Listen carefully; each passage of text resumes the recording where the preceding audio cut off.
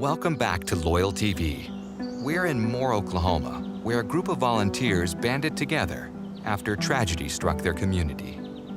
So my wife and I have lived in the old part of Moore called Old Town. And in 2013, a tornado had touched down.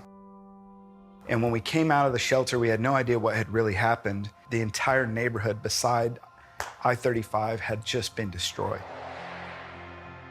The phones weren't working, text messages weren't going through, but I started to get a lot of Twitter messages. People were messaging me to say, "Are you okay?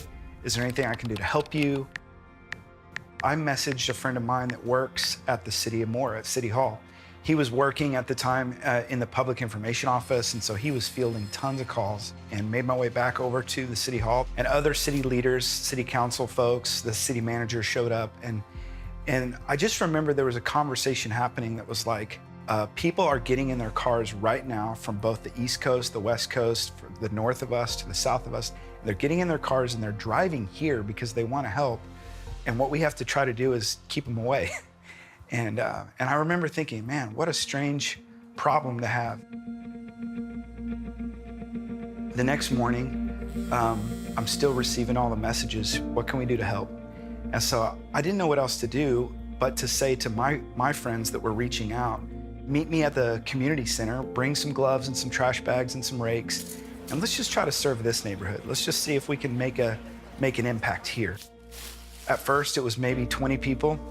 There was just so much debris in every yard that just with the few people that were there, it didn't feel like a lot was getting done. But I'm continuing to get these messages coming through, and so I stopped what I was doing, kind of put my rake down, and got on Twitter and just said, if you want to hashtag serve more, meet us at the community center. And within an hour, we had 100 more people that had showed up. And people are starting to show up with truckloads of tools, rakes and shovels, and pallets of water have now showed up. The city manager came over, found me and said, you got something here. You know, a couple hundred people have come to work and volunteer. Maybe we don't need to send everybody away after all. And he said the city cemetery has really been devastated, and Memorial Day is coming up in a couple of weeks. We've got to get some work done over there. So we put out the word on Twitter. If you want to hashtag serve more, again, this is our headquarters. Meet us at the gym, 8 a.m. tomorrow. When we gathered in that gym the next day, it was packed. There were people from wall to wall of that gym, and I stood up on a chair, and what I could see was the gym was not only full, but outside the doors, people had just spilled out into the street. And we got over to the cemetery and got a lot of great work done. Most of the work was done in just a few hours. It was amazing. And all these people had come to serve our community. We had the entire path of the tornado, all of the affected neighborhoods split into zones. And for the next few days and the next few weeks, we just recruited people to work those zones every day. And people were just gathering around us again and again and again until so many needs were met. The count of volunteers was in the 40s, 50s, 60,000 people had come from all over the world to come and serve this little community because of some pain that we had from a storm. It's mind-blowing to me. Weeks went by and we worked east to west through that path, zone after zone after zone.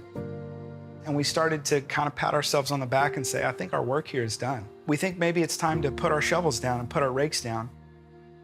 We got a phone call, and it was a woman who said, I'm a single mom, and my daughter has just received a devastating diagnosis. She's a 17-year-old who's trying to finish graduating from high school, and now she's in a wheelchair, and we don't have a way to get her in and out of the house. We need a wheelchair ramp.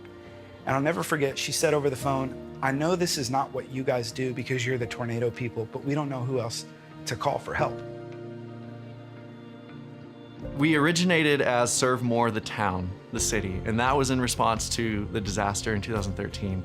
That soon grew into, man, we see there are needs all over the city, and it's not just in our specific town. So we changed to Serve More, M-O-R-E, because we saw that the need was great. The need was vast, and it reaches from Bethany to Midwest City to Norman to Edmond. We just continued to see the beautiful thing that happened in the first place stretch out citywide, and then outside the bounds of Moore into Norman and Oklahoma City and out in Del City and even out west. We want to empower people to love their neighbors. We believe that if you give a group of people the vision, the tools, and the know-how, we believe that they'll step up and help. It's not just a home or a school or someone's tree or a yard, but you realize all of these things represent real people and their lives. And if they only had a little help, they could get back on their feet. Our mission in the very early days became, we just want to connect the people that need help with the people that want to give help. And if we can bring those two things together, we think we can do something special here. Join us next week as we continue to share the stories that make our communities great here on LoyalTV.